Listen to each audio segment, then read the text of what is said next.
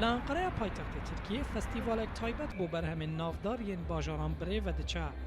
Her bajarek bi berhemê xwe yê herî navdar divê festîvalê de tê temsîlkirin.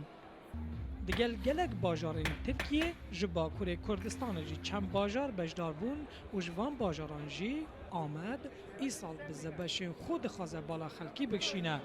Herwiha zebeşekî 57 kîloyî jî di festîvala îsal de cihê xwe girtiye. Zebeşi mezi vî awayne van çûçkê me güvercîn ku em dibêjin bi Tirkî ji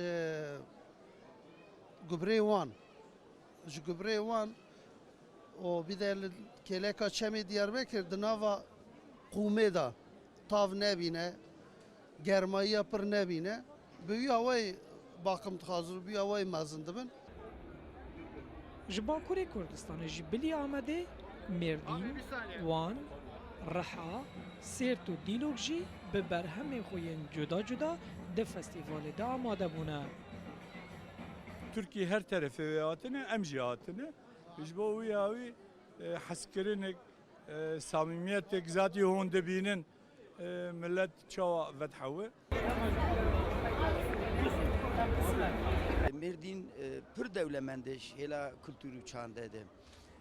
Gelê me hewlerê jî em silav û rezê xweşwan re dişînin û em jî pir wan meraqe dikin. Em dixwazin ew jî mutlaka me merak dikin. Bi alîkariya Rûdawê re em bangelê xwe dikin pira werin Mêrdîn. İnşallah em jî fırsatê bivînin, em ê jî herin wan bivînin.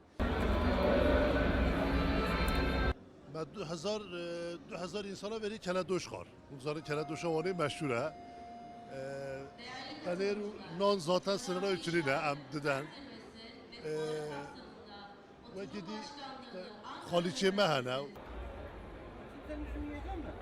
Festîval bi piştgiriya Wezareta Kiştûkalî, Wezareta Bazirganiyê û herwa yêketiya jorên bazirganiyên Tirkiye her sal li bajarekî cudayê Tirkiye tê encamdan. Şevket Erkî, Rûda, Ankara.